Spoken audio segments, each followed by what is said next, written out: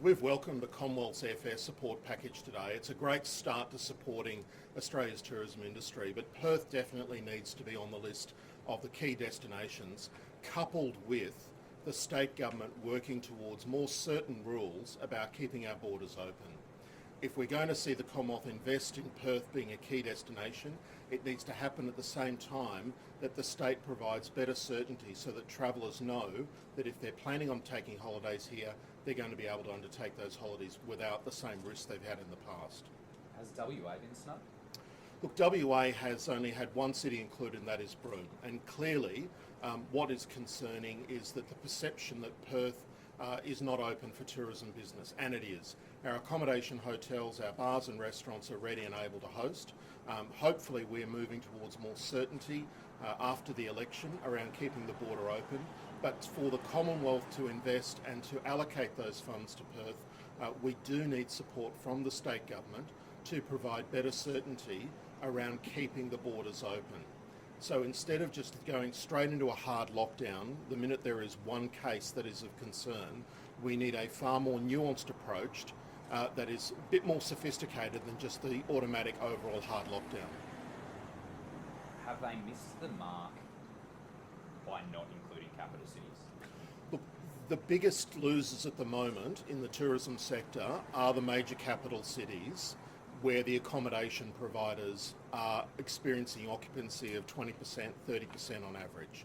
And clearly Perth is one of those cities. The CBD, hospitality, bars, restaurants is suffering, and we need to see support from the Commonwealth by extending this program to include Perth, but at the same time see the state government working more closely with the sector to provide certainty so that consumers and travellers know they're not going to be planning their holidays here and then cut off within days of arriving.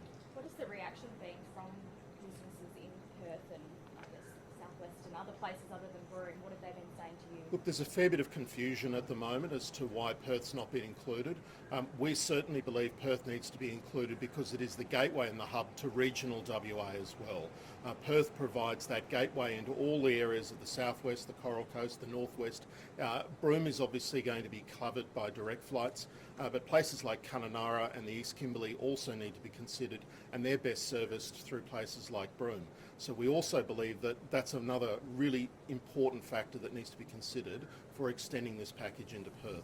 If looking at saving the most jobs possible, is this just a billion-dollar waste of money?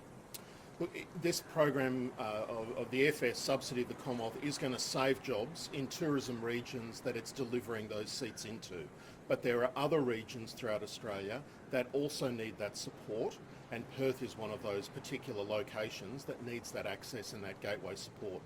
Are you worried if it doesn't get the support, what will happen to Perth hotels and businesses? I mean, are they on the brink of collapse here, or? Well, no one's on the brinks of collapse, but they're certainly not employing and they're certainly not taking up the staff that they did in the past. We've seen tens of thousands of people still not yet return to the industry, and we need to have more certainty and the job offers that can be made if we do see tourism travel return, business travel return, conference travel return to Perth will mean those jobs have certainty. It means people will have more hours and those accommodation businesses will be able to thrive. So there's two factors here. One is the Commonwealth support for those airfares, and secondly, the state providing better certainty and more nuanced approach to border lockdown. Do you think if the state government had approached the recent months differently, there would be more WA places on the list? And if they go to the Commonwealth and say, look, we're willing to work with you now, potentially we could have more locations added to the list? I think there is an important role for the new state government that's elected over the weekend to be going to the Commonwealth to work out how it can be part of this airfare subsidy package and what is needed in return to provide certainty about access into the state. Consumers want certainty about booking their holidays to come to WA. The Commonwealth wants to know that if it's going to invest those airfares and pay for half the airfare, that it's not going to be thrown away with the border shutting hard closed. So we need a far more sophisticated and nuanced approach to border closure, and that's something that only the state government can work with the Commonwealth on. With JobKeeper coming to an end, how concerned are your members? Look, JobKeeper has been important critically important over the last 12 months for many businesses in the hospitality and accommodation sector. Going forward, there are many businesses that are still going to be reliant on something like JobKeeper. We believe the Commonwealth needs to still address that fact, particularly given that the airfare package only supports certain parts of Australia. There are other areas of the country that need other levels of support. So a form of support with JobKeeper not being there still needs to be required, and we're going to continue our advocacy of federal members of parliament, or federal West Australian members of parliament, to support the Western Australian hotel, accommodation and tourism industry to find a way of delivering for those businesses that are going to be facing economic ruin when JobKeeper ends.